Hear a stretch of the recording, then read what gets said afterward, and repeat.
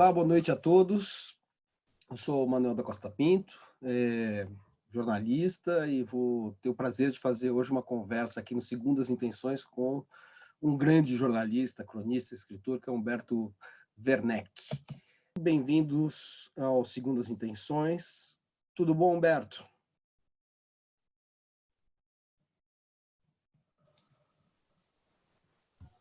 Agora, você me ouve?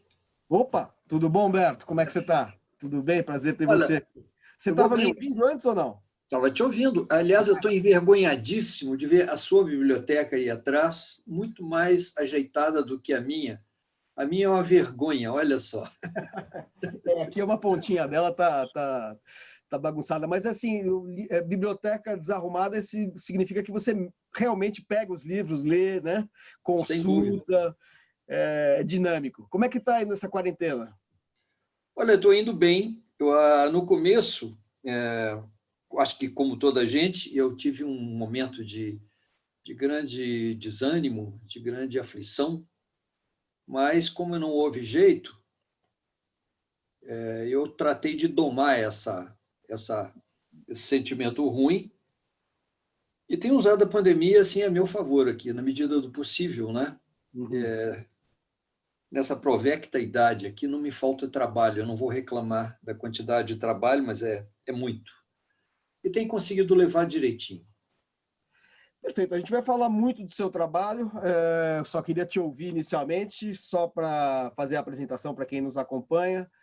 Humberto Werneck, um dos grandes jornalistas brasileiros, como eu falei, jornalista, cronista, nasceu em Belo Horizonte em 1945, começou no jornalismo no suplemento literário de Minas Gerais, trabalhando com Murilo Rubião, a gente vai falar sobre isso, mora em São Paulo desde os anos 70 e já trabalhou no Jornal da Tarde, Veja, Jornal da República, Isto É, Jornal do Brasil, Revista L, revista Playboy, e atualmente é cronista do Estado de São Paulo, autor de vários livros de crônicas, como Este Inferno Vai Acabar. Vou mostrando os livros aqui, tá bom? Depois, O Espalhador de Passarinhos e Outras Crônicas, e o mais recente, Sonhos Rebobinados. Espero que vocês tenham conseguido ver, se não conseguiram, eu mostro de novo. É autor de um livro que é uma referência na história da crônica no Brasil, sobretudo a crônica com epicentro. Essa palavra epicentro está meio delicada de se pronunciar hoje em dia, porque ela está associada a coisas assustadoras, mas no caso aqui é um epicentro benigno da crônica brasileira, que foi Minas Gerais, né? Então é um livro que fala da crônica, tendo como epicentro Minas Gerais. Livro, essa sonoplastia canina aqui é meu cachorro latindo para o caminhão do lixo, desculpa. E é autor de O Desatino da Rapaziada, livro publicado pela Companhia das Letras, em que ele fala da crônica em Minas de 1920 a 1970. Também é autor da biografia de Jaime Ovalle, Santo Sujo. Santo Sujo é este livro aqui sobre essa personagem que praticamente foi apresentada para várias gerações por Humberto Werneck, que foi uma celebridade intelectual e artística no seu tempo, mas ficou um pouco desconhecido por ser um artista sem obra publicada, gravada, enfim, veiculada. E atualmente Humberto Werneck está escrevendo, está numa empreitada aí que tem que ser o tema da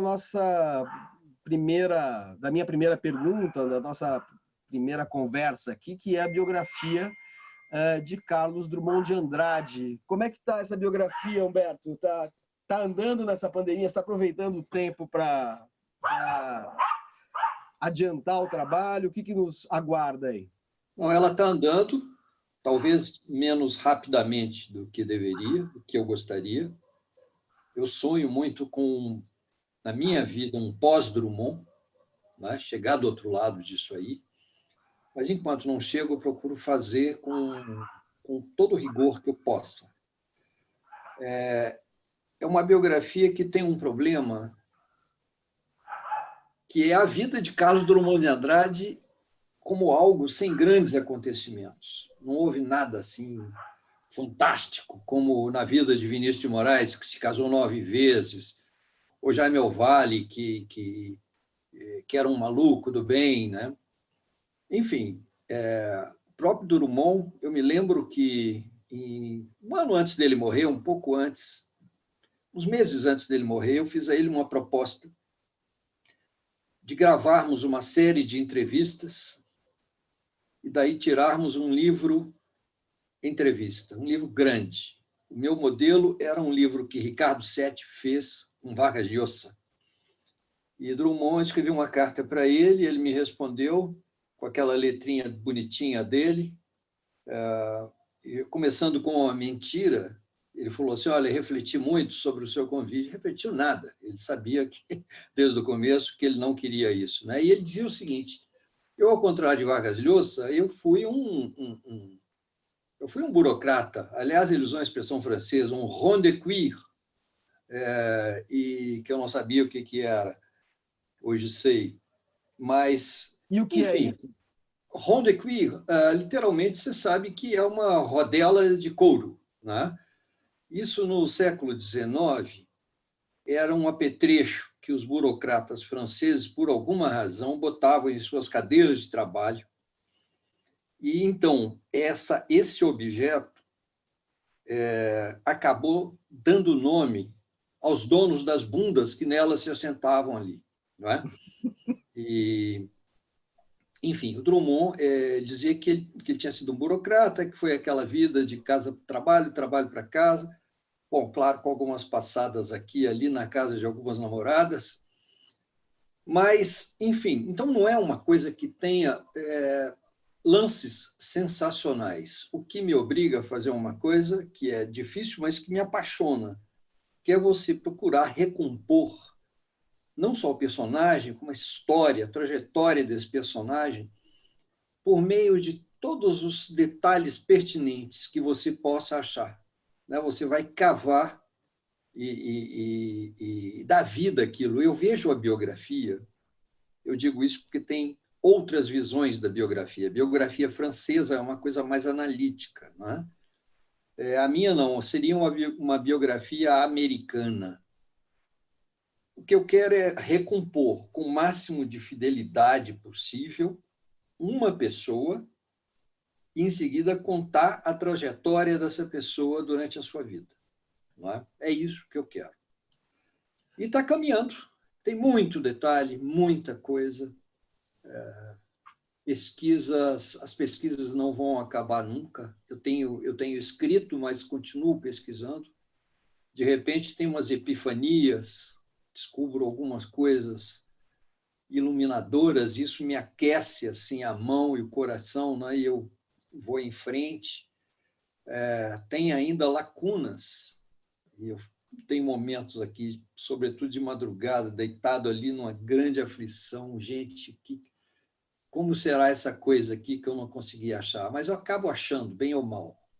O Jaime Ovalle foi assim também. Então, as pessoas me perguntam, Manuel, quando é que sai essa biografia? Eu costumo responder o seguinte: eu espero que ela saia antes de mim. Com certeza sairá, Humberto. Somos otimistas em relação a isso, e você vai ter muitas outras biografias e livros e crônicas para escrever depois de encarar esse desafio. Queria conversar um pouquinho mais, a gente tem bastante tempo, um pouquinho sobre essa biografia, te perguntando quais são qual que é o fio do condutor do ponto de vista da obra, porque assim, Drummond é o maior poeta brasileiro, um dos maiores da língua portuguesa, foi um grande cronista, né? Eu acho que, sendo você um cronista e um organizador de livros sobre crônica, autor do Portal da Crônica Brasileira, sobre o qual a gente já vai conversar, tal, eu imagino que a crônica drummondiana tem um grande destaque, foi um tradutor, e foi um homem que também teve apesar de ser um burocrata, um rond queer, como você falou aí, né?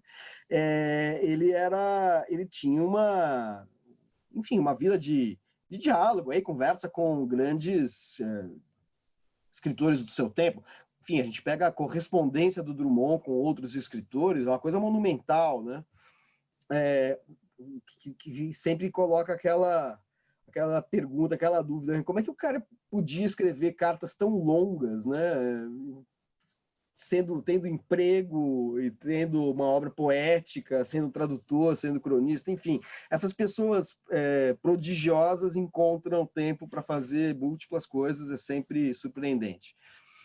Eu queria saber que peso terá isso, cada uma das frentes aí do trabalho do Drummond, trabalho criativo dele, trabalho intelectual, artístico, e se você também vai fazer análise literária em algum momento, né? Como é que você vai lidar com isso? Porque você falou, tem a biografia do tipo francês, que é mais uma biografia, a biografia mais intelectual, mais teórica. A biografia americana é mais detalhista, a anglo-saxã, né? Ela é mais detalhista no quesito biográfico, digamos assim, factual. Agora, sendo o Drummond esse poeta gigantesco, você vai também fazer crítica literária, análise literária, de alguma maneira? Não, eu não vou, não só porque eu não estou equipado, não sou equipado para isso, né? Sobretudo porque eu me vejo nessa empreitada como aquilo que eu sou fundamentalmente, que é um contador de histórias. Eu quero contar uma história bem contada. E tenho me dado conta, nesse percurso, de novidades. O personagem cresce, coisas que eu não supunha passam a me impressionar. Por exemplo, me impressiona muito a fidelidade de Drummond, a determinação dele em ser poeta, em escrever, desde o começo. Ele, se você pensar, ele é um cara que não teve uma educação muito favorável a isso, não é? Drummond ele teve uma vida escolar tumultuada,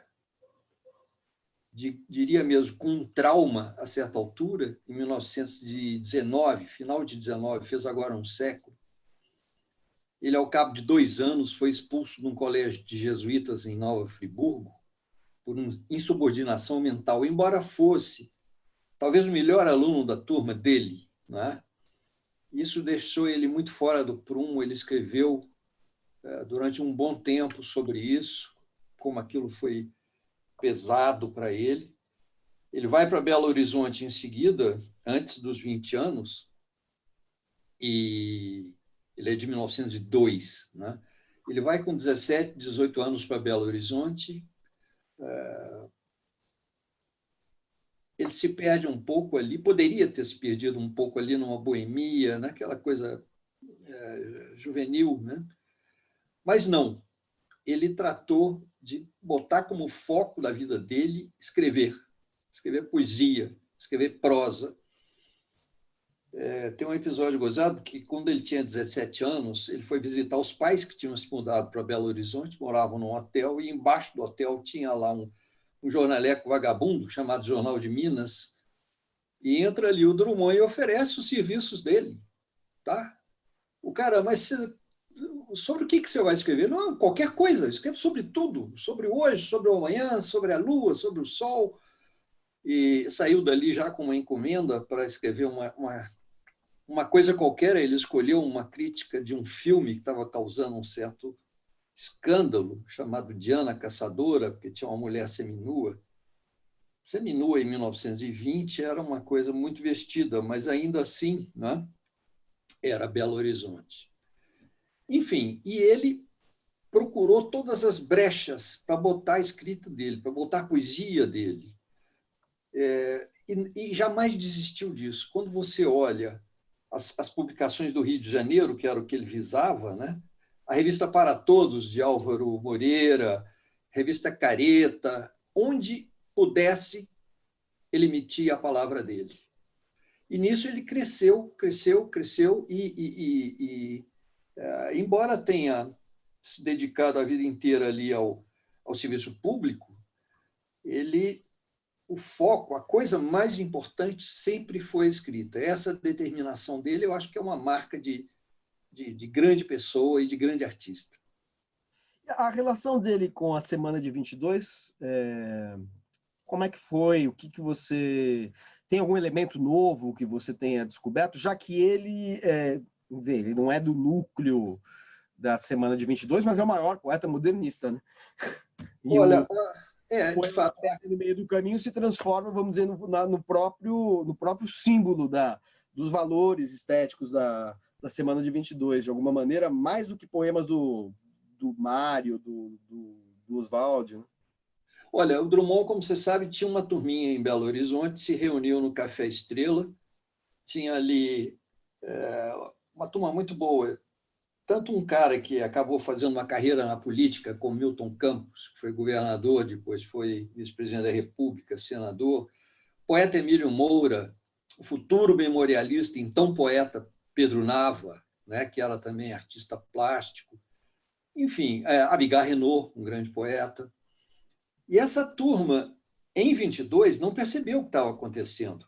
E eu tenho essa impressão, você me desminta se eu estiver enganado, que em 22 aquilo ecoou aqui em São Paulo, um pouquinho no Rio pouquíssimo. Essa notícia custou a chegar e pegar nos lugares. Né? E em Belo Horizonte tardou muito. O grande momento, isso é sabido, para a turma mineira, a turma de Drummond, foi em 1924, quando passou pela cidade uma pequena caravana composta pelo Mário de Andrade, Oswald de Andrade, um poeta francês, Blaise Sandras, e que alguém chamou de Blaise sans bras, sem braço, porque realmente ele não tinha um dos braços. A dona Olívia Guedes Penteado, que era uma grande patronesse das artes aqui em São Paulo. Quem mais? Nonê de Andrade, filho de Oswald. René Tiollier, que era um milionário que também farejava as artes aqui.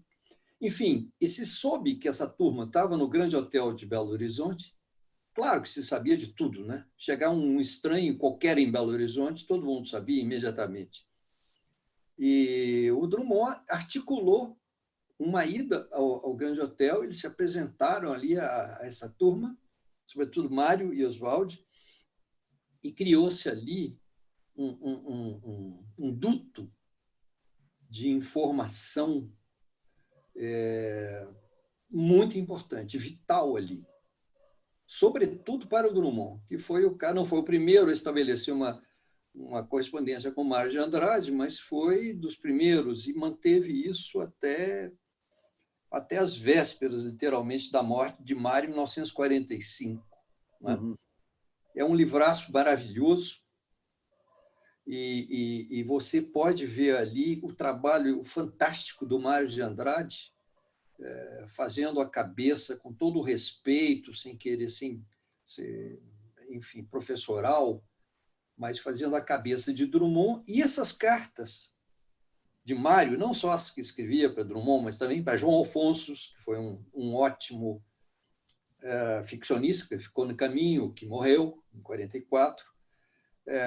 Mas toda essa turma, quem recebesse uma carta, a carta era posta na roda, lá nesse Café Estrela. Então se discutia, se assimilava, se discordava, se aprovava. Aliás, era uma coisa muito interessante essa roda do café, que não era uma coisa...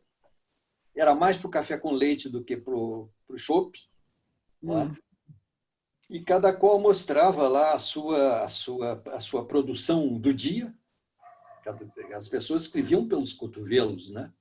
Nessa fase da vida, você escreve aos montes. E tem até uma história gozada que o Drummond um dia tira um poema do bolso, bota na roda, todos leem, e o Pedro Nava, que estava ao lado dele, virou e falou assim: olha, Carlos, isso não está ruim, mas o seu negócio é a prosa.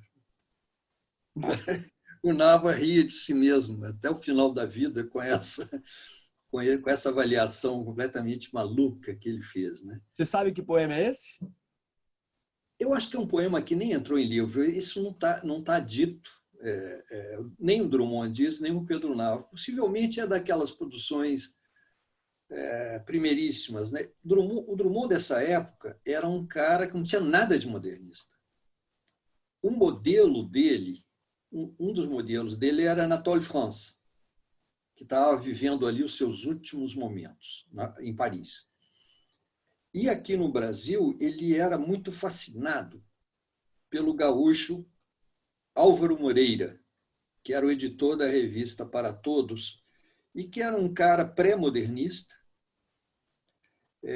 com uns toquezinhos ali meio de simbolista, e que escrevia uma prosa supostamente poética e cheia de reticências. O Drummond, os primeiros trabalhos que o Drummond publicou, tem uma fartura de reticências, né? Que ele foi perdendo aos poucos e tudo. Mas, enfim, a semana... O Álvaro Moreira escrevia com reticências, mas prosa ou poesia? Escrevia. Eu tenho 2 livros dele aqui, dessa época, As Amargas Não, que é um livro assim, um pouco de memórias dele, bem interessante até, e O Dia nos Olhos. São pequenas notas e ele vai sapecando ali as reticências. Porque aquela coisa meio no ar, sabe como? Meio... Mas isso no meio da prosa, é isso? No meio da prosa e mesmo os poemas. É. Mesmo os poemas. Tem um escritor que ficou, enfim, famoso pelas reticências, que é o Céline, né?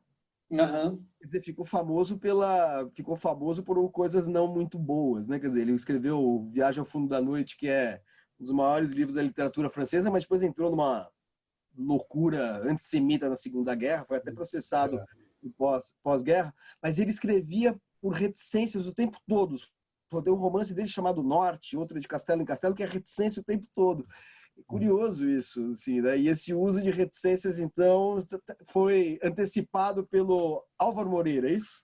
O Álvaro Moreira, entre nós, ele sempre escreveu assim. Ele já velhinho, ele escrevia desse jeito. E o Drummond tinha uma veneração por ele. Depois, você conheceu o Drummond, né? Conheci o Drummond. Quantas vezes você encontrou com ele? Estive com o Drummond uma meia dúzia de vezes. Infelizmente, o que teria sido a primeira vez não aconteceu. Eu trabalhava na Veja.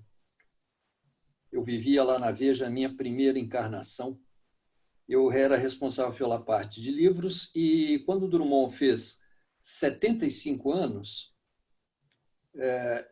eu resolvi fazer uma capa com Carlos Drummond de Andrade. Eu achava e continuo achando que toda pessoa que é must, assim, no seu campo de atividade, tem que ser capa das revistas mais importantes. E Drummond nunca tinha sido. Eu tentei fazer, pedi entrevista, recusou. Usei como embaixador meu lá o Fernando Sabino, com quem eu tinha uma camaradagem boa. Pedro Nava também, e não deu certo. Não deu certo e eu fiz a capa da revista desenhando Drummond pelo contorno, pelo que diziam dele, mas eu não estive com ele. Um pouco mais adiante, sim, ele passou a receber jornalistas. Isso foi em 77. Quando foi em 80, na morte do Vinícius, que era uma pessoa que ele admirava muitíssimo, aquele jeito meio solto, meio sem peias ali de Vinícius, né? Quando morre Vinícius, o Drummond ficou arrasado. E eu acho que ele se deu conta de que ele tinha economizado vida, que ele não saía para o meio do fogaréu, né? E ele saiu esse dia, embora estivesse no meio de uma crise de herpes facial, que não lhe permitia fazer a barba, por exemplo. Então, ele estava com o rosto em feridas, mas barba por fazer, e ainda assim ele foi para o cemitério São João Batista e praticamente se ofereceu os microfones e tudo isso. Nesse mesmo ano, ele mandou dizer a Zuenir Ventura, meu querido Zuenir, que era chefe da sucursal da Veja, que ele queria dar uma entrevista para ele, Zuenir.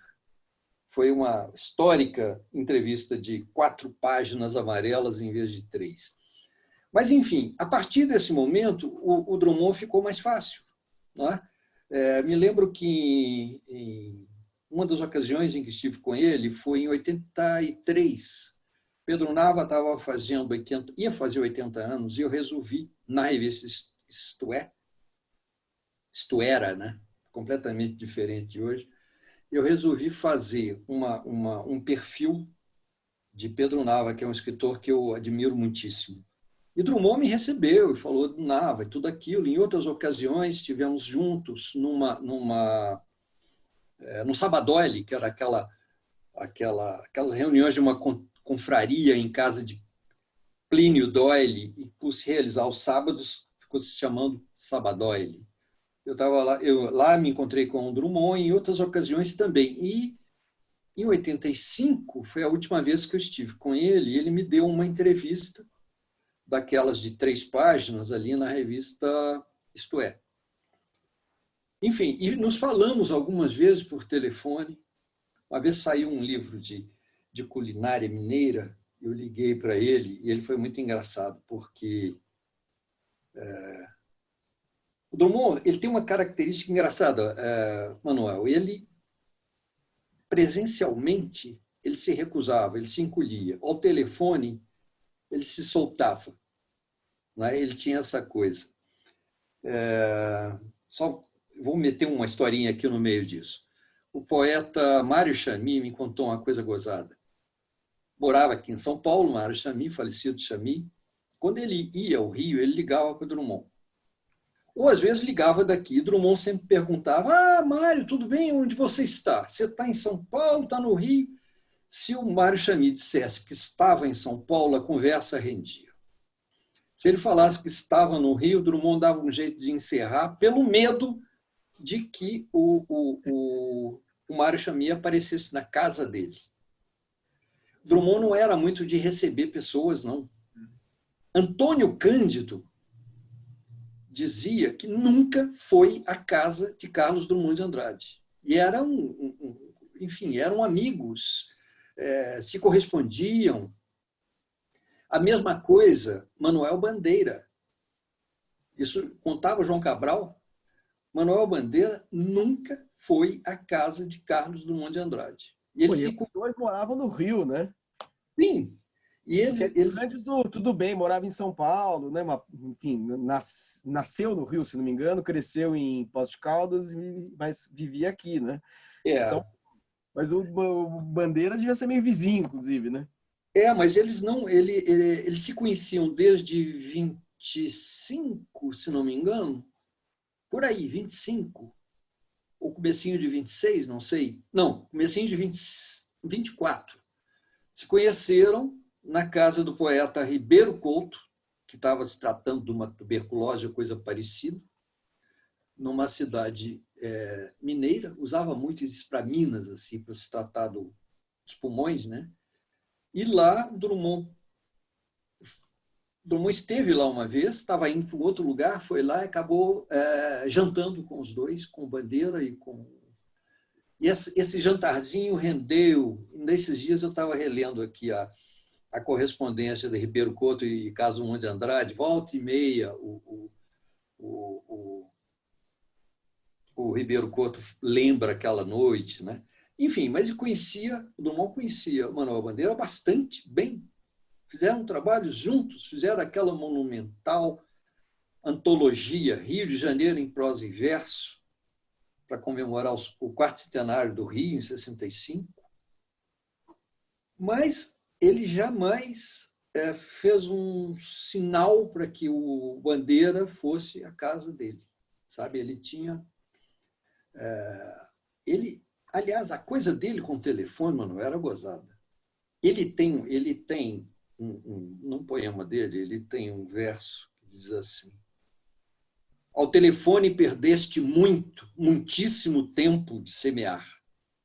Outro dia eu ganhei um adesivo com essa frase, botei atrás do meu celular, assim, sabe?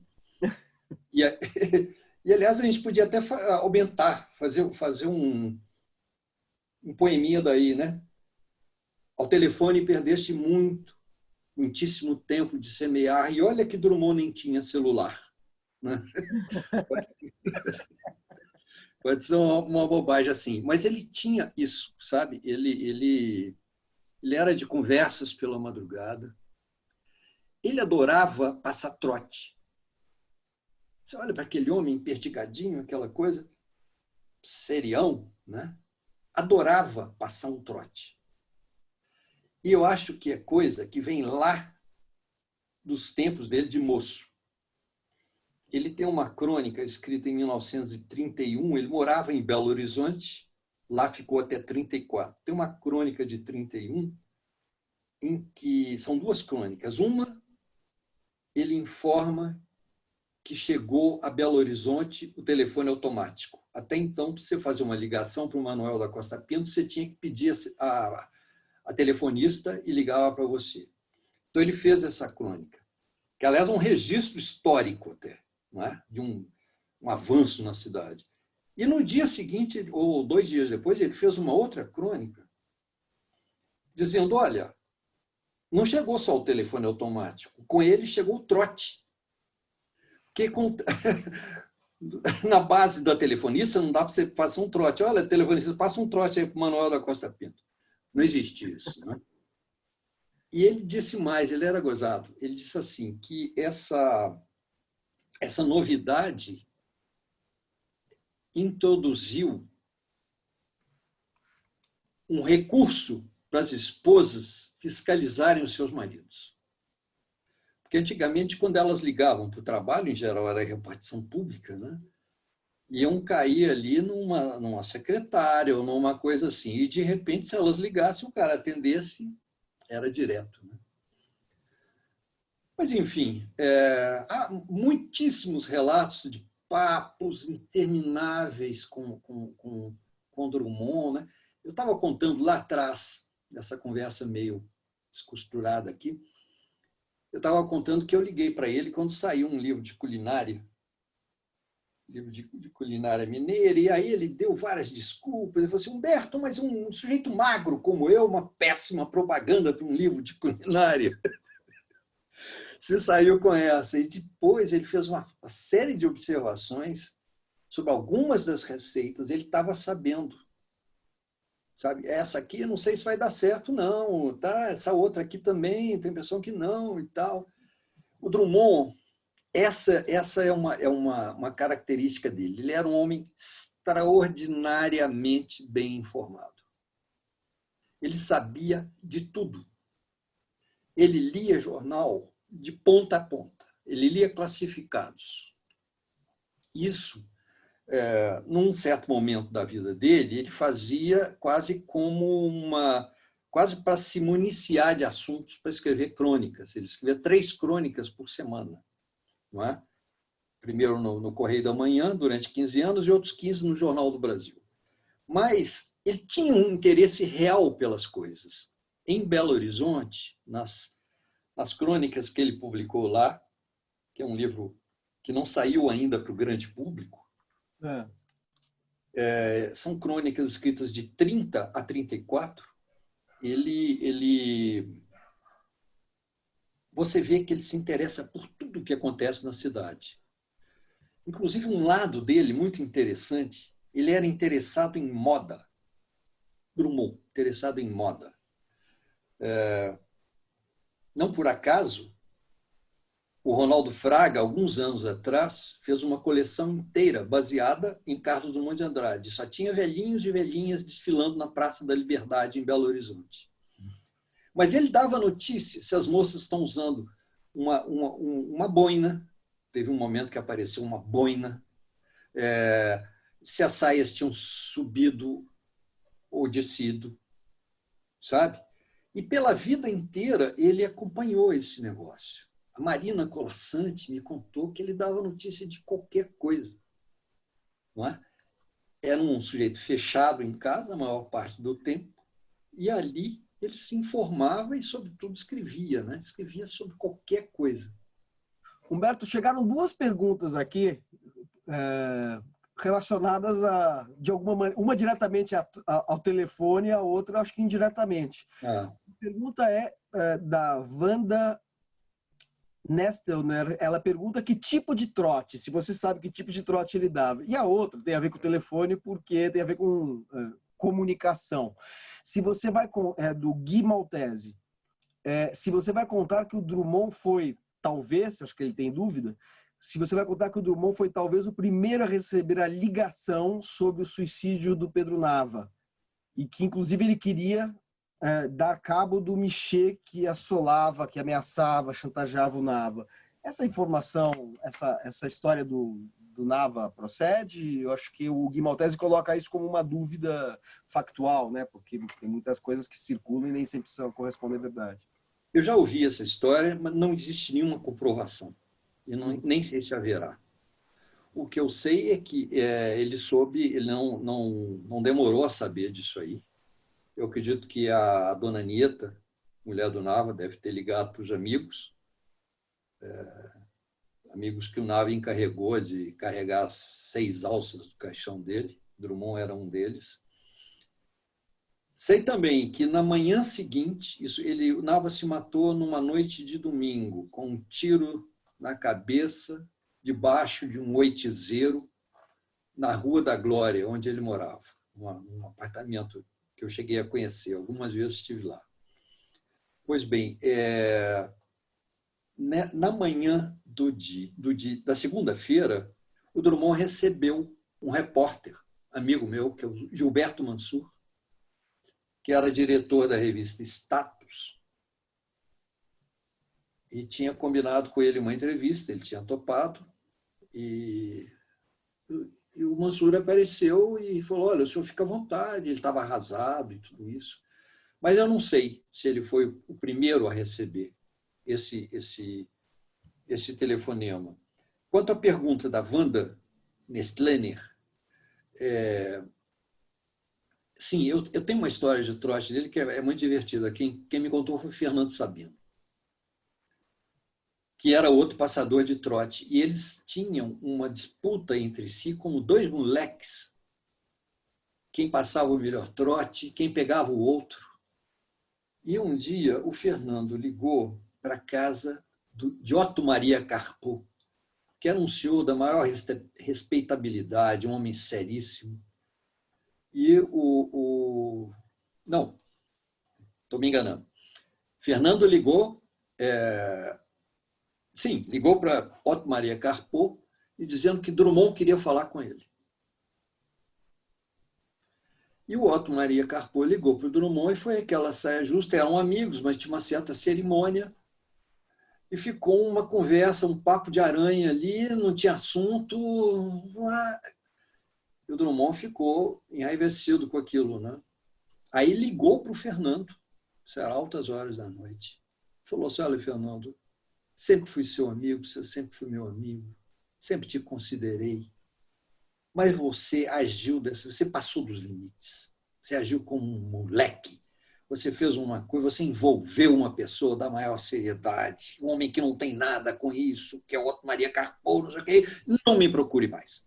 Nunca mais fale comigo. E desligou. O Fernando queria se matar, né? O Fernando ficou absolutamente enlouquecido. Falou, perdi. Por leviandade, por brincadeira boba, perdi um amigo fundamental e não qualquer um, né? E ficou lá se roendo durante uns 40 minutos. Aí toca o telefone, ele atende, o Drummond fala assim, te peguei, hein? ele tinha essas brincadeiras, né? Esse é um trote dele. Para acabar com a parte do Drummond, porque eu queria falar de outros livros seus, de outros trabalhos seus, é verdade que a história do Sabadó ele servia como cortina de fumaça para os encontros extraconjugais do Drummond? Sim, parece que sim, porque o apartamento de Plínio Doyle ficava na Barão de Jaguaripe, em Ipanema. E nessa mesma rua, não longe dali, morava a Lígia Fernandes, que era a menina com quem Drummond teve um casamento paralelo de 1951 até a morte. Era uma coisa estabelecida, nunca viveram juntos. Me pergunto se passaram juntos alguma noite de amor, porque era uma coisa vespertina. Drummond tinha o seu esquema familiar muito ajustado, ele era muito dependente de ter a antiga, uma esposa, cuidava de tudo, servia as mesas, servia o jantar na hora certa. E ele manteve essa história com a Lígia. Dizem que a Lígia, uma ocasião, ele quis se separar e viver com a Lígia, ela, de jeito nenhum. Não é? Ah, ela falou não? Esperta, né? Porque, enfim. Mas o Drummond precisava de um álibi. Acho que até certo ponto, porque mais adiante, a dona Dolores, que era a mulher de Drummond, com quem ele se casou em 1925, era um ano mais velha que ele, um ano e pouco, a dona Dolores, no final, sabia. Né? Aliás, todo mundo sabia. Todo mundo sabia. Mas o Drummond saía, então, ele ia à casa do Plínio Doyle para consultar a biblioteca, que de fato era uma biblioteca notável, e, entre outras coisas, tinha coleções de revistas do começo do século XX. Revistas que o Drummond, menino, tinha lido em Itabira. As revistas chegavam lá no lombo de burro, aquela dificuldade, chegavam com enorme atraso, e o Drummond era grande leitor dessas revistas, Careta, Fonfon, não é? E o Plínio Doyle tinha isso lá, tudo guardadinho, assim, e o Drummond ia, pegava um volume encadernado, levava para casa e devolvia no sábado seguinte aquilo devidamente fichado. Ali ele apanhava assunto para as coisas dele, né? Que ele precisava escrever, e curiosidades que ele tinha para um poema ou para sei lá o quê. Então ele ia, começou isso no dia de Natal de 1964, exatamente. Ele deu, se você sair de casa, deixar a mulher ali, tá, exatamente no dia de Natal, foi uma coisa meio... Ele falou, não, eu preciso passar no Plínio Doyle. Ele passou no Plínio Doyle, mas dali escorregou. E dizem que ele fazia isso, que ele dava um tempo regulamentar ali, no Sabadoile, e dali ia para a casa da Lígia. Chegou uma pergunta, ó, a gente corre o risco de só falar da sua biografia do Drummond aqui, que está chegando um monte de perguntas. Você lê as perguntas aí? Não leio, não. Tem uma pergunta do Regis Gonçalves, se você tem alguma informação sobre relações do Drummond com Bueno de Rivera, que era Bueno de Rivera, poeta, né? Bueno de Rivera. Denise Drummond de C-A-U-X, Denise Drummond com um M só, de pergunta se havia diálogo entre ele e a dona Dolores. Como é que era a relação? Começar aí pela Denise. Sim, havia, eles se entendiam de alguma maneira e tinham lá os seus arranca-rabos, tinham umas cenas domésticas até gozadas. Quando o Drummond fez 80 anos, houve festa para tudo quanto é lado, apesar dele, né? Que ele não gostava muito desse negócio, não. Mas dizem que a dona Dolores fez um pequeno número que era um pouco verdadeiro e um pouco sentido e um pouco cômico. Ah, vocês só festejam esse homem, eu também tenho 80 anos e ninguém faz nada por mim e tal, sabe? Eles se davam direito, tinham um modus vivendi ali, né? Ela era aquela esposa antiga, bem antiga, né? Levava para ele um pratinho com queijo picado no meio da manhã, ele lá no escritorinho dele, que era um cômodo no fundo do apartamento, e ele comia lá o queijinho levado por ela, um cafezinho e tal. Enfim, se entendiam de alguma maneira, em torno dos netos, os três netos, né? Dos quais 2 estão vivos. Enquanto viveu Maria Julieta também, não era uma coisa tempestuosa, não. Pelo menos acalmou-se, né? Agora, a outra pergunta, a pergunta do Regis sobre o Bueno de Rivera. Não estou informado. Bueno de Rivera, que, aliás, conheci bem lá na redação do suplemento de Minas Gerais, era um poeta da geração de 1945. E, não, eu não sei se houve entre eles alguma... Preciso até verificar essa pergunta do Regis Gonçalves. Agora eu vou verificar no inventário de Carlos Drummond de Andrade se tem carta, se tem registro ali do... Aliás, uma coisa curiosa, o Drummond era um grande organizador de papéis. Uma coisa fascinante, Manuel, é você olhar o acervo dele, seja na casa de Rui Barbosa, que o Bolsonaro agora quer transformar num museu, acabar com a pesquisa, seja no Instituto Moreira Salles, onde tem também muita carta, muito papel dele, tudo organizado, pastinhas, tudo certinho. Eu tô pondo à prova uma suspeita que eu tenho. Pedro Drummond era um namorador, teve um monte de namoradas, né? E arrastava uma asa para... Ele não podia ver um rabo de saia e, eventualmente, um rabo de foguete, que algumas eram, né? Mas eu tenho a impressão que as mulheres com as quais ele teve algum affair, ele não deixou traço nos papéis dele. Você atravessa montanhas de papéis organizadinhos na Casa Rui e no IMS sem ver o nome da Lígia. Não é? Tem uma outra mulher chamada Célia Neves, que parece que já namoradinha dele em Belo Horizonte e foi para o Rio. Também não aparece, não tem nada. Né? Mas, olha, de repente ficou parecendo que é um livro de fofocas. Não é. Né?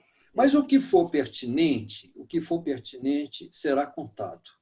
O fato de que Drummond tenha tido essa relação paralela não foi uma bobagem, sabe? Não foi uma coisa qualquer. Bom, e rendeu um belo livro, né? O Amor Natural, né? Sim, O Amor Natural. É um lindo livro, póstumo, né? Fico imaginando que ele fez ali algum esforço de imaginação ou alguma coisa que a gente não sabe, porque ela não era uma mulher especialmente dotada, assim, uma mulher bonita, enfim. Mas quando surge essa moça, que era então uma estudante de biblioteconomia ou recém-formada, aparece na repartição onde Drummond trabalhava, ele cai de amores por ela. Né? Cai de amores por ela e fez, então, aquele célebre soneto chamado Quarto em Desordem. Esse Quarto em Desordem é o quarto conjugal dele, com Dolores, certamente. Né? Uhum. E ele estava, então, com 49 anos, tinha uma filha que estava se casando por aqueles dias, ou já tinha se casado, já tinha se mudado para a Argentina. E ele faz esse soneto em que ele começa dizendo: na curva perigosa dos 50 derrapei nesse amor. E vai esse soneto até o fim. Corpo, corpo, corpo, verdade tão final, sede tão vária, e esse cavalo solto pela cama passear o peito de quem ama. Não era pouca coisa, né? Enfim, mas Bueno de Rivera, Regis, eu não sei te dizer. Então eu vou assim, com a minha autoridade de mediador aqui, eu vou fazer a última pergunta sobre Drummond, porque senão a gente só vai falar do Drummond hoje. O Holanda Cavalcante pergunta se a Maria Julieta, filha dele, sabia do relacionamento extraconjugal. Claro, todo mundo sabia. Uhum. Todo mundo sabia. Quando o Drummond estava internado já para morrer e tal.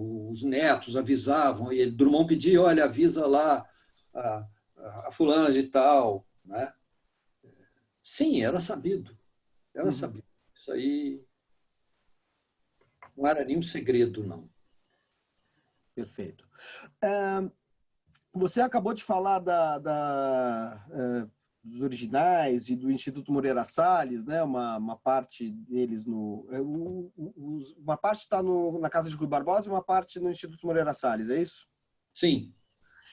O acervo drummondiano tem essas duas coisas. Um pouco menor ou por outra, muito maior na Casa Rui do que no Instituto Moreira Salles, que contém preciosidades. Perfeito. E você tem um portal, saindo do Drummond, mas ligando aí um pouco essas duas instituições, você tem o portal da Crônica Brasileira, que reúne um material precioso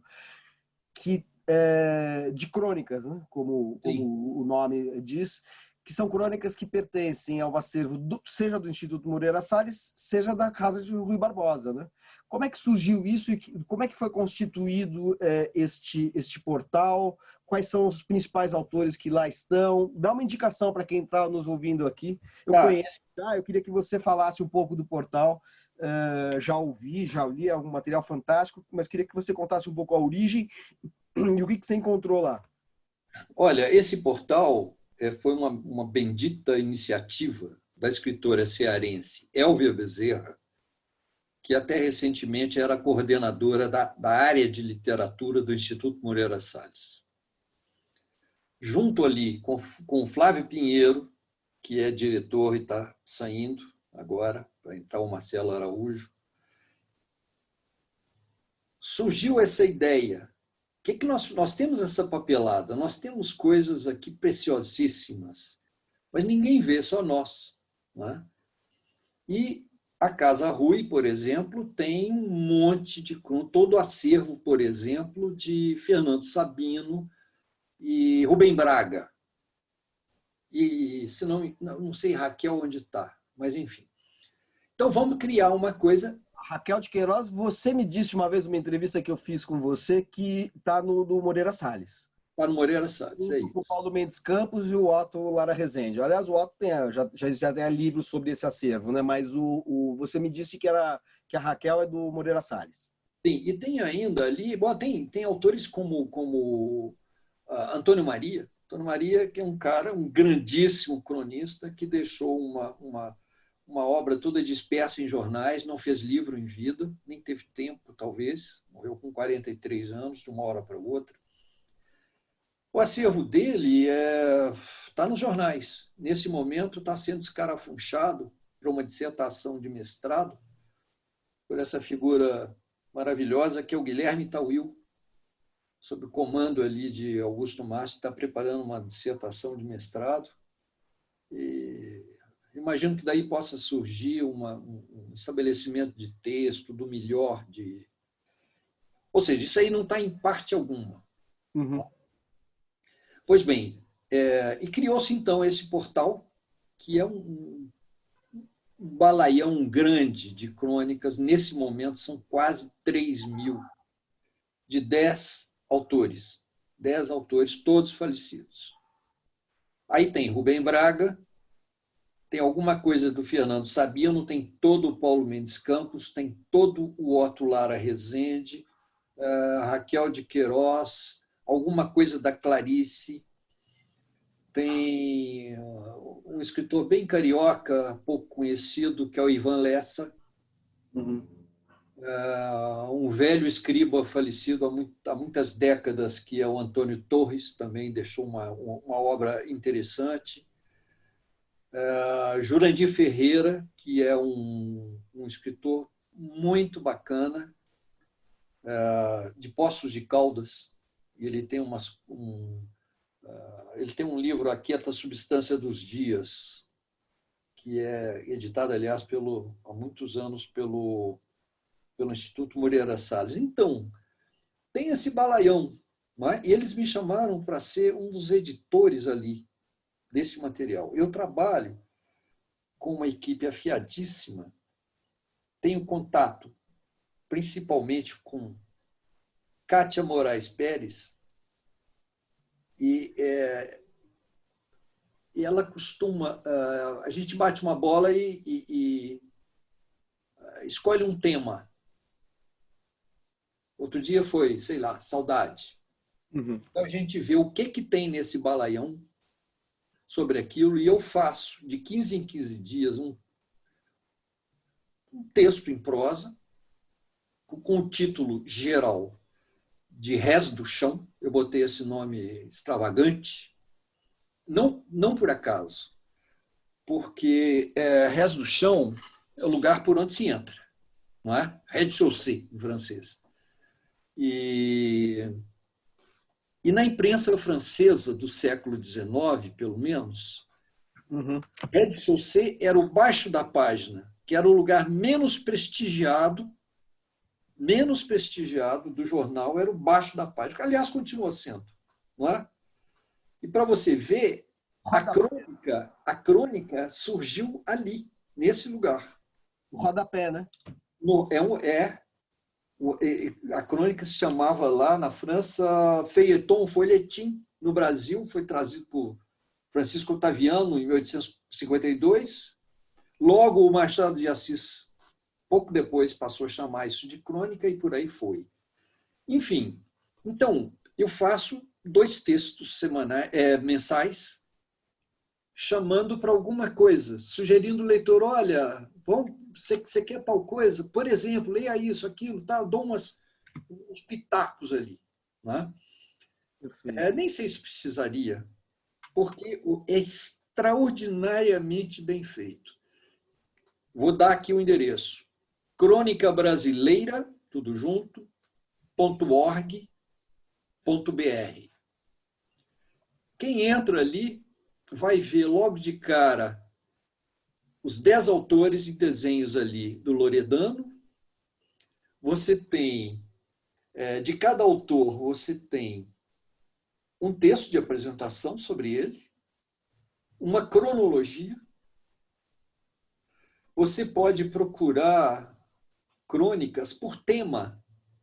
Sei lá, se quer ciúme, vai lá, bota.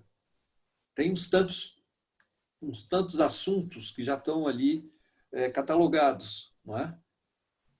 Enfim, é muito bacana. Eu sou entusiasta disso aí. Toda quinzena eu posto na minha página no Facebook esse texto, não é? Na esperança de que muitas pessoas se interessem. Eu acho que ainda é mal conhecido o portal, mas é uma das ótimas coisas que apareceram aí. Olha, eu testemunha porque eu entrei, vi, inclusive as crônicas estão em facsímile, né? Sim. Isso você pode ver exatamente como saiu na página impressa do jornal originalmente. Isso aqui não todas. Não todas, mas eu diria assim, a maior parte das crônicas ali, dessas quase 3.000, são crônicas inéditas em livro. Uhum. Então, o leitor vai ler com a carinha que tinha no jornal e, muitas vezes, com anotações de próprio punho ali do autor. Uhum. Porque era do acervo dele, né? O acervo dele. Ele botava lá, trocava uma palavra, né? Sei lá, pensando em livro, pensando em alguma coisa. Né? Ou uma gralha, né? Um erro, né?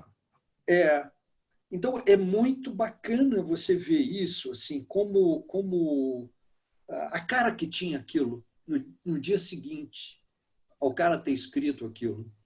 Humberto, realmente é fantástico isso, então eu aproveito para reforçar aí o endereço, é cronicabrasileira.org.br, para quem nos escuta aqui no Segundas Intenções, e queria aproveitar essa rubrica que você utilizou aí, o Rés do Chão, para fazer uma pergunta, saindo um pouco do Portal da Crônica, mas para falar da crônica como gênero, porque tem um texto já clássico do Antônio Cândido, grande crítico literário que você mencionou anteriormente ao falar do Drummond, que se chama A Vida ao Rés do Chão, que é justamente uma tentativa de iluminar aí a especificidade da crônica brasileira.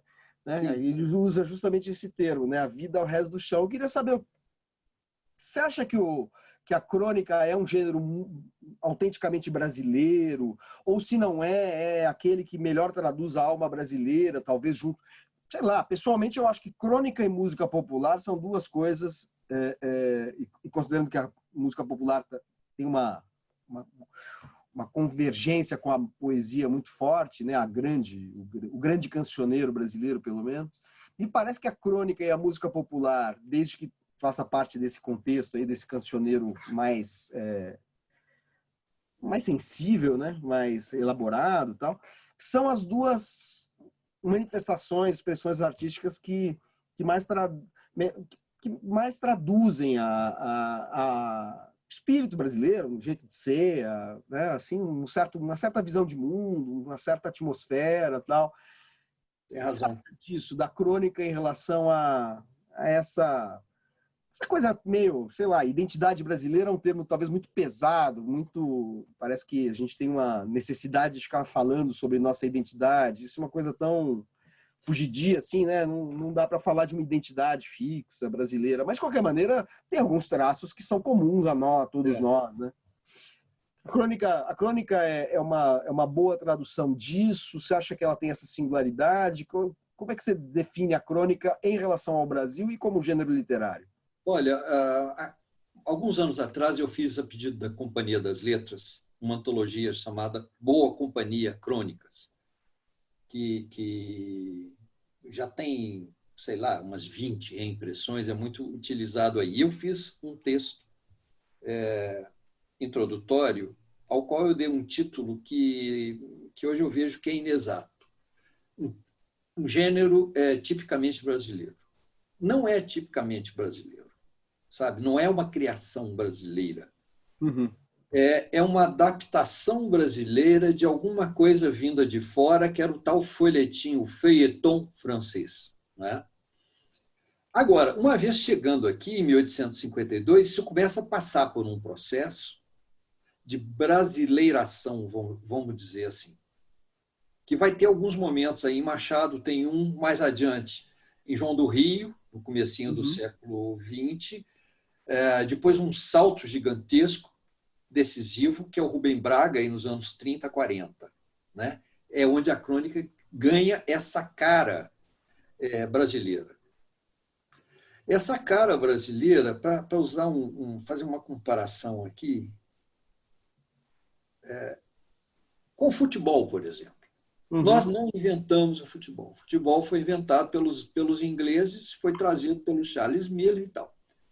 Mas aqui o futebol ganhou, não sei se vale para hoje, mas até algum tempo atrás, tinha uma cintura brasileira que não tinha na pétrea cintura britânica dos criadores do futebol. Ganhou uma cara brasileira crônica.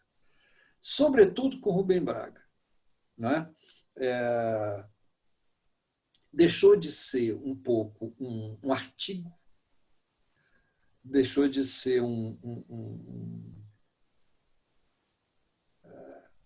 Eu tento separar bem o que é uma coluna habitual de jornal e uma crônica, que é também uma coluna de jornal. Digamos o seguinte, a crônica é uma coluna, mas nem toda coluna é uma crônica. Você pega, por exemplo, o cronista esportivo, você pega o cronista, o colunista esportivo, o colunista de economia, de política ou de artes, por aí vai. São coisas jornalísticas. Eu vejo a crônica na velha e boa tradição ali do Rubem Braga. Por que isso é diferente do jornalismo? O jornalismo, e aqui está falando quem teve essa profissão e amou essa profissão durante décadas, o jornalismo tem um compromisso com a chamada objetividade e com a impessoalidade. Você vai lá, você vê uma coisa pura, tá, senta e escreve. Eu vejo a crônica com um negócio na outra ponta. A boa crônica, ela é subjetiva até dizer chega. e ela é impessoal até onde, ela é pessoal até onde possa. Isso é que faz da crônica uma coisa sedutora, não é? O Drummond disse uma vez uma coisa interessante sobre a crônica, que a crônica é uma coisa de segundo caderno. E o segundo caderno, vamos dizer, ele consola o leitor da leitura do primeiro caderno, que é cheio de acontecimentos ruins e tragédias e aquela coisa toda. Em geral, todas as notícias são ruins, sobretudo hoje no Brasil, né? Quando você chega no segundo caderno, vamos dizer, você tem um remanso. A crônica é um pouco esse negócio. O cronista não tem um compromisso que tem o jornalista de apurar radicalmente as coisas, sabe? Agora, sem deixar de, eventualmente, atentar para o lado, vamos dizer assim, sombrio da existência, sem deixar de ter esses momentos. Você mesmo é um cronista que muitas vezes aponta aspectos... Eu acho que a crônica reflete uma coisa, mas ela não reflete sobre aquele negócio, sabe?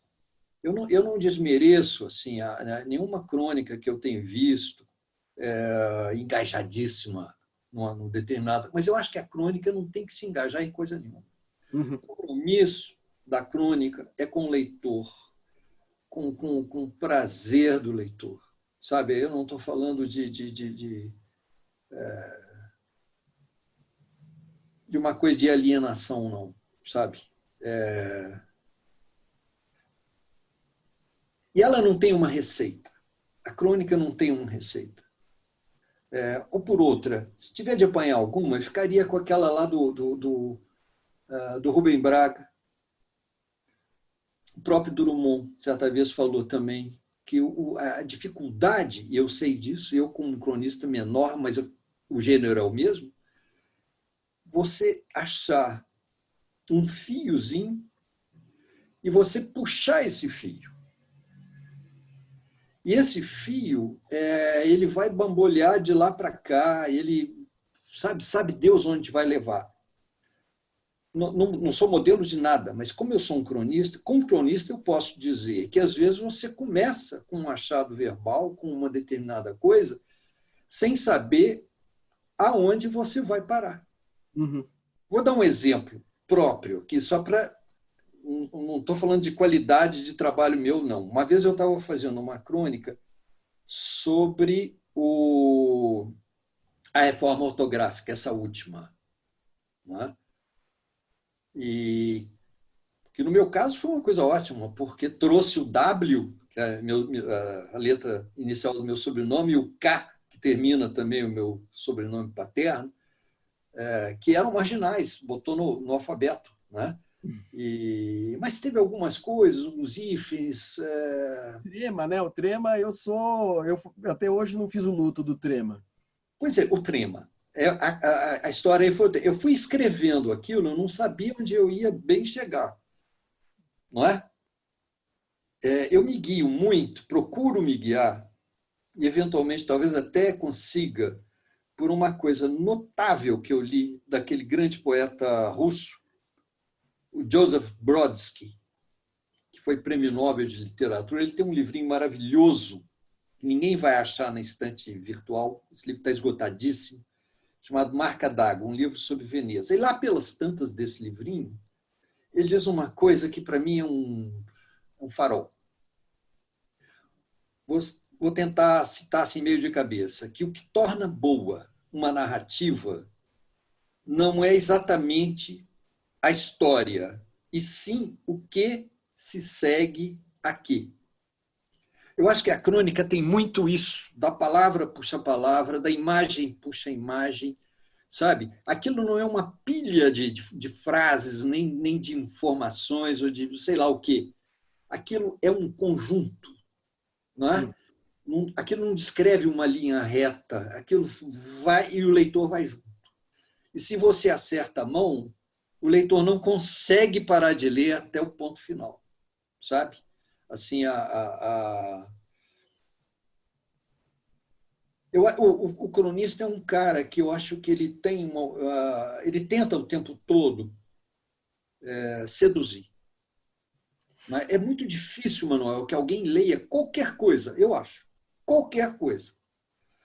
Eu acho uma coisa absolutamente assombrosa quando eu vejo alguém lendo alguma coisa que não seja um celular, hoje em dia. Não é? E a crônica do acordo ortográfico, o que aconteceu? Você não acabou... Eu fui contando, aí eu falei, bom, mas o Trema pelo menos ficou nos nomes próprios. E botei a seguinte frase final. E está certo. O que seria da Gisele Bündchen sem essas duas coisinhas que ela tem em cima? Isso aí não era uma coisa premeditada, você entende? Sabe quando você ri de uma coisa que você acabou de escrever? Né? Uma bobaginha, né? Mas era... Eu lembro de uma crônica sua. Você tem as suas crônicas, eu sou seu leitor, são crônicas que você, de fato, começa a ler, você não consegue largar. Você é um grande cronista. Assim, é que como você não é cabotino, você não tem aquilo que eu aprendi. Você cunhou uma vez, me falou uma vez uma expressão que eu adotei, mas eu aprendi com você. Você não tem vertigem de sobreloja. Vertigem de sobreloja. Ou seja, você vai assim, se achar, né? Assim, você é um grande cronista, mas sabe que todo mundo, a gente, enfim, não é Tolstói como você mesmo escreve aqui em Pequenos Fantasmas, mas você é um grande cronista. Mas você não fica se achando o maior escritor da humanidade, com alguns escribas que existem por aí. Mas eu estava querendo te falar isso porque Só um minutinho, vamos explicar para as pessoas. Eu tenho uma frustração. Eu acho vertigem de sobreloja uma expressão autoexplicativa, mas ninguém entende. Então explica, porque eu acho também autoexplicativo. Se você chega no último andar ou na cobertura do prédio, aquela coisa altíssima, você tem direito a uma vertigem de altura. Uhum. Pois bem, tem gente que mal chegou na sobreloja, já está gastando por conta. Né? Já está com... É isso. Você vai muito além da sobreloja e nem assim tem vertigem, né? Então, mas eu queria te falar de uma crônica que você fala que eu falei, poxa, essa sensibilidade do cronista para aquilo que acontece no cotidiano, porque além de tudo que você já falou, eu acho que tem uma tensão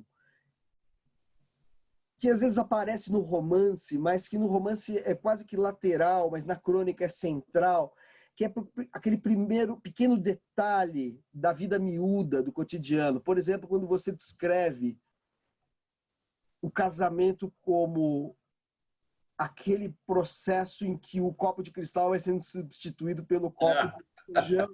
Quer dizer, não é exatamente isso que você fala, mas você identifica isso como uma espécie de símbolo, né, do desgaste. Da avacalhação. Exatamente, como você vai sendo tragado por esse... Outro dia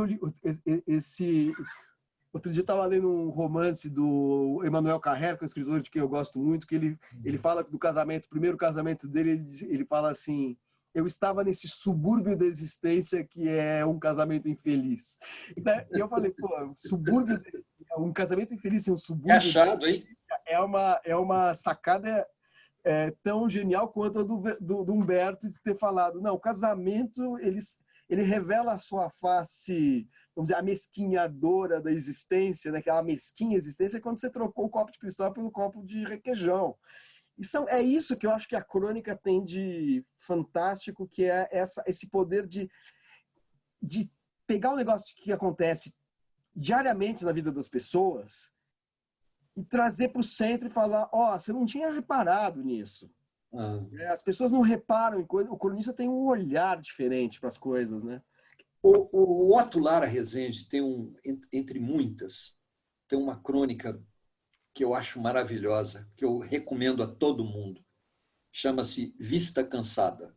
Isso está lá no portal da Crônica, isso está também no livro Bom Dia para Nascer, que é a coletânea de crônicas dele na Folha de São Paulo, um livro que o Matina Suzuki organizou, e depois, a pedido da companhia, eu dei uma engordada, botei mais quase 80 crônicas. Vista Cansada é um pouco isso que você falou. Vista Cansada, você passa por uma coisa sem ver. O exemplo que ele dá é o porteiro do prédio. Uhum. Você passa por aquele camarada durante anos a fio.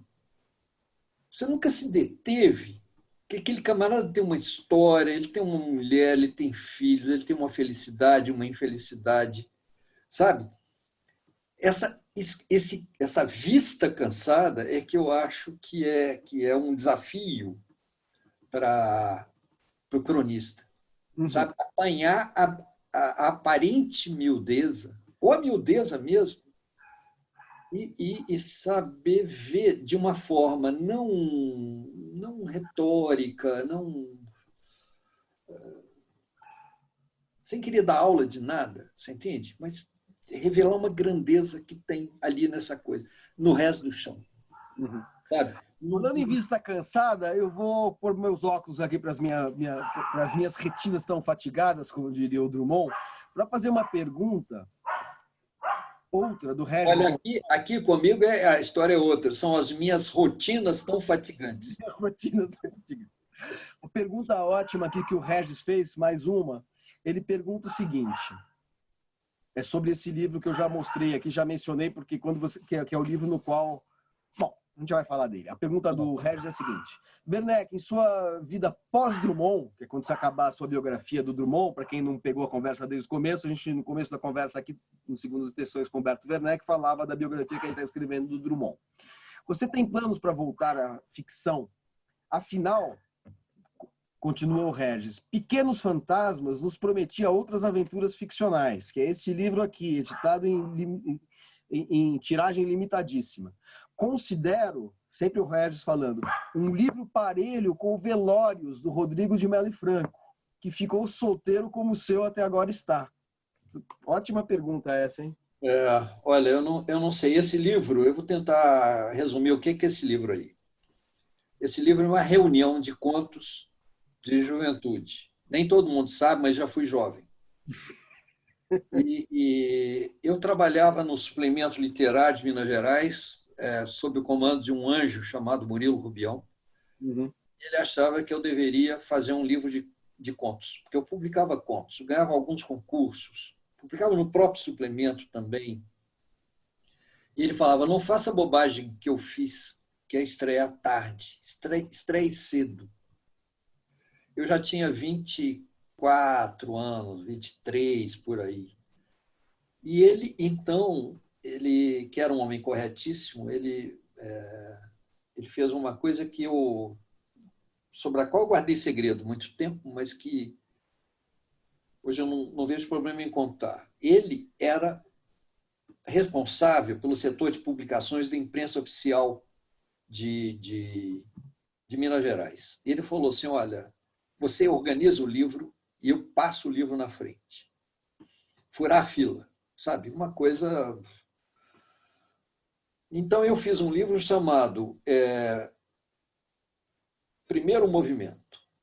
Tinha 11 contos. Entreguei esse livro para ele. Quando o livro saiu da minha mão, eu tive um choque. Eu falei, poxa, não sou nada. Sabe como? E aquela coisa de jovem assim, era tudo ou nada. Se eu não sou Tolstói, eu não quero ser Humberto Werneck. Eu recolhi o livro e guardei. Ninguém perdeu nada com isso. A literatura não perdeu nada. Eu perdi. Sabe? Que eu acho que você tem que completar o gesto. Você escreveu, se você acreditou naquilo, você mostra aquilo, até como forma de você superar aquilo. Não é? Até como forma, não, sobretudo como forma de você superar aquilo e parte para outra, não parte para nenhuma, ou fica naquilo e tal. E eu saí desse momento, assim, eu me demiti do suplemento, eu me demiti de Belo Horizonte, eu peguei um ônibus, vim para São Paulo, fez agora 50 anos, em maio, caçar emprego, troquei a literatura pelo jornalismo. E essa coisa ficou me incomodando durante muito tempo. Pensava, poxa vida, eu devia ter publicado aquilo, que bobagem, mas agora é tarde. Passou do tempo, tal, que bobagem. Gente, como é que eu era orgulhoso. Tal. Quando eu fiz 60 anos, que é uma coisa que eu não recomendo a ninguém, porque o plano de saúde dobra, eu fiz 60 anos e resolvi fazer esse livrinho fora do comércio, embora pudesse tê-lo feito em editoras aí. Fiz 500 exemplares, não foi para comércio, aquilo foi numerados e rubricados, entreguei para as pessoas que eu quis. Eu tenho a lista de todo mundo. Atualmente, de vez em quando, aparece um sebo assim, gozado. Mas, enfim. Isso foi aos 60. Aos 70, eu acho que caiu a verdadeira ficha. Quer dizer, por que eu desisti? Não é que eu acho que eu não estou dizendo que eu fosse uma grande promessa da literatura, que eu tivesse uma ficção notável para produzir, nada disso. Mas eu saí fora, vejo hoje com nitidez, porque eu percebi, eu me dei conta dos poderes da criação artística. Se é para valer, eu acho que só vale se for para valer, né? Você, por mais que tenha planejado seu livro, seu poema, vai transparecer alguma coisa, aquele livro vai dizer uma coisa de você que você não sabe, do mundo que você não sabe. É diferente do jornalista, que vai lá, apura, sabe, senta e faz. O Fernando Sabino dizia uma coisa que ele tinha razão, dizia o seguinte, com um escritor de ficção, de poesia e tal, ele escreve não porque ele saiba, e sim para ficar sabendo. E eu vi coisas ali, na releitura desse livro, já nessa provecta idade, meu Deus do céu, que susto! Eu falei coisas que eu não sabia e que eu não queria. Tem um conto aí que tem um personagem caricato, que sou eu. Ninguém jamais me tratou tão mal como um personagemzinho lá de um conto chamado Doloroso Dever. Um moleque que está numa noite de arrumação de velório numa residência, ele está lá escrevendo o convite fúnebre. Isso aconteceu comigo. Aos 18 anos, a minha primeira encomenda literária foi um tio que botou a mão no meu ombro e falou assim, meu filho, você escreva o convite fúnebre da sua avó, a mãe do meu pai. E eu, nesse momento, eu fiquei mais preocupado com uma dúvida gramatical do que com a dor do meu pai, da minha avó, sabe como? E como é que eu ia admitir isso? Quando eu reli o conto, meu Deus do céu, sabe? Então, essa é a grande aventura da arte, sabe? É a grande empreitada. Você escreve para ficar sabendo. Não é? Eu não sei, não estou enfeitando a coisa, não estou adorando a coisa, não. É isso mesmo, só vale a pena. E está aí o Sérgio Santana, que se foi outro dia, que foi um caso radical disso, que é um cara que lia, que escrevia esgravatando a coisa até que ela se tornasse reveladora para ele. Então, eu não sei, no pós-Drummond, se houver, né? Se eu não sair antes do Drummond, né? Não sei se eu tenho alguma coisa, não, sabe? Não sei. Mas eu acho que no pós-Drummond eu vou ficar pronto para tudo. Para qualquer coisa. Para tomar uísque, para morrer, para qualquer coisa.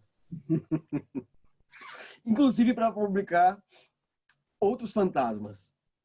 Outros fantasmas. Humberto, a gente não chegou a falar do... Só mencionamos no começo o Santo Sujo, que é sobre a biografia do Jaime Vale. Falamos muito de leve também do Desatino da Rapaziada, eu mencionei no início.